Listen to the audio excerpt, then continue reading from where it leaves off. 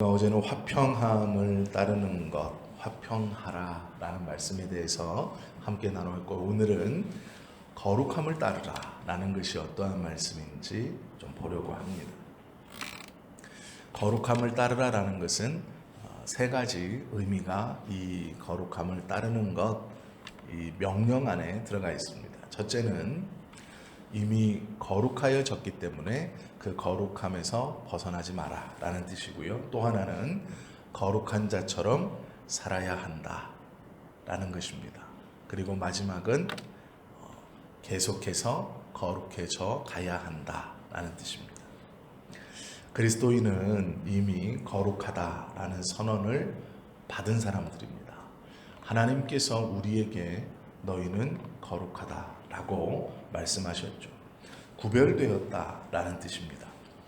우리가 무엇인가 잘해서 거룩해진 것이 아니고 예수 그리스도의 십자가의 은혜로 우리는 거룩해진 사람들입니다. 그리하여 우리는 믿음으로 이 거룩을 소유한 사람이 된 것이죠. 거룩이라는 말은 하나님께 붙이는 말입니다. 하나님 외에는 거룩하신 이가 없다라고 하죠. 하나님 외에는 거룩하신 이가 없다라고 말씀하시는 구절에서 그 거룩의 본체이신 하나님이 우리를 보시고 너희도 거룩하다라고 말씀해 주시는 것이죠. 이것은 너희가 예수님의 은혜로 거룩하여졌다, 즉 구별되어졌다라고 말씀하고 있는 것입니다. 우리가 그리스도 안에 거하는 이상 우리는 거룩한 사람들입니다. 즉 거룩하지 않은 사람들과 구별되어진 거룩함을 가지고 있는 사람들이다라는 것이죠. 이것은 하나님께서 선언하신 것이기 때문에 바뀌거나 빼앗기지 않는 것입니다. 그러기에 우리는 이미 거룩하게 된 사람들이죠. 구분되어 분리되어 있는 사람들입니다. 거룩이라는 말은 죄가 단 하나도 존재하지 않은 상태입니다. 즉 부정한 것이, 더러운 것이, 오염이 하나도 없는 상태를 거룩하다라고 말씀하는 것입니다.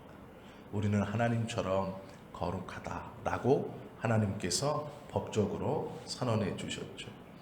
그리고 하나님은 베드로전서 1장 15절의 말씀에 보면 이렇게 말씀합니다. 오직 너희를 부르신 자처럼 너희도 거룩해져 가라 라고 말씀합니다. 그런데 여기서 무엇을 거룩한 자처럼 하라라고 말씀하시냐면 모든 행실을 거룩한 자가 되라 라고 기록하였으되, 모든 행실에 있어서 거룩한 자가 되라라고 기록하였으되 내가 거룩하니 너희도 거룩할지어다 말씀하셨죠. 즉 우리는 이미 거룩한 자가 되었습니다. 하나님께서 법적으로 선언하셨죠. 그리고 이 거룩함을 따르라라는 두 번째의 의미는 계속해서 거룩한 자가 되어야 한다라는 것이죠. 이 말은 그 거룩에서 벗어나면 안 된다라는 것이죠. 특별히 히브리서는 예수 그리스도를 믿는 것, 그리고 11장 이후부터는 예수 그리스도를 믿다가 고난과 시험 때문에 떨어져 나가는 사람들에 대해서 설명하고 있는 장입니다. 그리하여 11장은 믿음을 강조하며 믿음의 사람들에 대해서 기록하고 있고, 12장에서는 그 믿음을 떨어졌을 때 어떻게 되는가에 대해서 말씀하죠. 이 12장의 흐름으로 오늘 24절 말씀을 본다면 거룩함에서 떨어지는 것이 무엇일까요? 거룩하게 유지해 가라라는 것은 그 믿음을 지켜가라 라는 말씀입니다. 내가 거룩하니 너희도 거룩할지어다 라는 것은 내 안에 항상 함께 있으라 라는 말씀과 같은 것이죠. 거룩한 자신의 위치를 온전히 쫓으라 라는 말씀입니다. 거룩을 쫓는 삶은 우리의 힘으로 될 수 없습니다. 그것은 무거운 삶이기 때문에 그렇습니다. 모든 일에 거룩한 자처럼 구별되어진다는 것은 결코 쉬운 일이 아닙니다.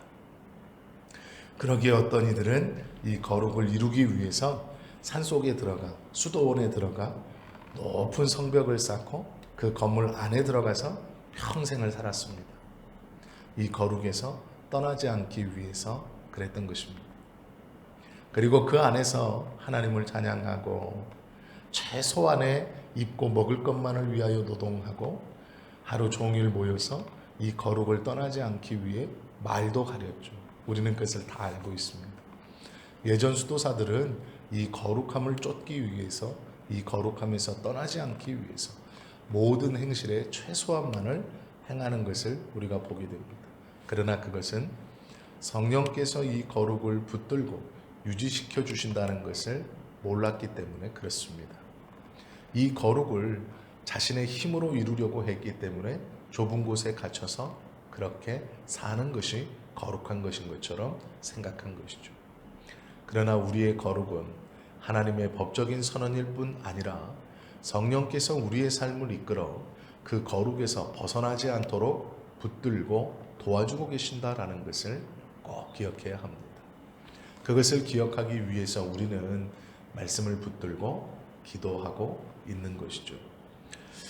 예수님은 요한복음 15장에서 나는 포도나무요 너희는 가지니 저가 내 안에 내가 저 안에 있으면 이 사람들은 과실을 많이 맺나니 나를 떠나서는 너희가 아무것도 할 수 없다라고 선언하셨습니다. 예수님 안에 붙어 있고 성령의 은혜 아니고서는 우리는 하나님께서 선언해 주신 이 거룩을 붙들고 유지시켜가며 또 내가 거룩하구나 라고 구별된 삶을 살아갈 수가 없는 것입니다. 성경은 그렇게 말씀하고 있죠. 우리의 행위가 죄를 행하기에 담대한 자리에서 거룩의 열매를 맺는 자리로, 정확히 말하면 맺을 수 있는 자리로 옮겨졌기에 우리는 성령 하나님의 은혜를 의지하여서 이 거룩을 붙들고 유지시켜가며 또한 거룩을 향해 더욱더 나아갈 수 있는 것이죠. 우리는 나약한 죄인들이라는 것을 깨닫고 감당할 수 없는 이 거룩의 유지를 우리의 힘과 능력으로 할 수 있다고 생각하면 안 됩니다. 그것은 성령의 은혜이죠. 14절 말씀을 보면 모든 사람으로 더불어 거룩함을 따르라 라고 말씀하는 것과 같습니다. 모든 사람으로 더불어 화평하라는 말씀과 모든 사람으로 더불어 거룩하라 라는 이 말씀은 두 가지의 말을 하나의 문맥에 넣어놓은 말씀이 14절입니다. 그러기에 화평함을 어제 우리가 함께 나누었듯이 거룩함도 우리의 힘으로 능으로 되지 않는 것이죠.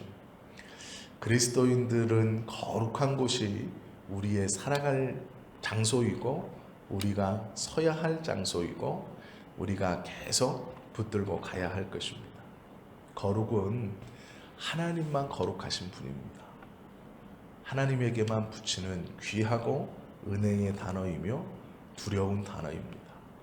그러나 하나님께서 우리를 보고 내가 거룩하니 너희도 거룩할지어다 말씀하셨고 예수 그리스도를 통하여 우리에게 너희가 거룩하다 라고 선언해 주셨습니다.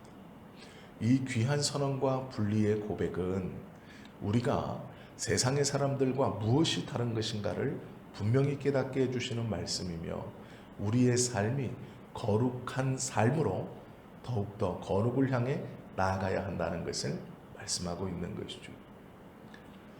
이 거룩은 우리의 힘과 능이 아닌 성령의 은혜로 계속해서 우리 안에 일어날 수 있는 것입니다. 우리는 구별되어 거룩한 말이 아니면 듣지 말고 거룩한 곳이 아니면 가지 말고 거룩한 것이 아니면 말하지 않아야 될 사람들입니다. 모든 사람과 더불어 항상 거룩함을 따르는 거룩한 하나님의 백성다운 삶을 오늘도 구별하여 살아가실 수 있기를, 그리하여서 하나님께서 우리를 보시고 상급으로 주시는 주님을 볼 수 있는 저와 여러분 되시기를 예수님의 이름으로 축원합니다. 기도하시겠습니다.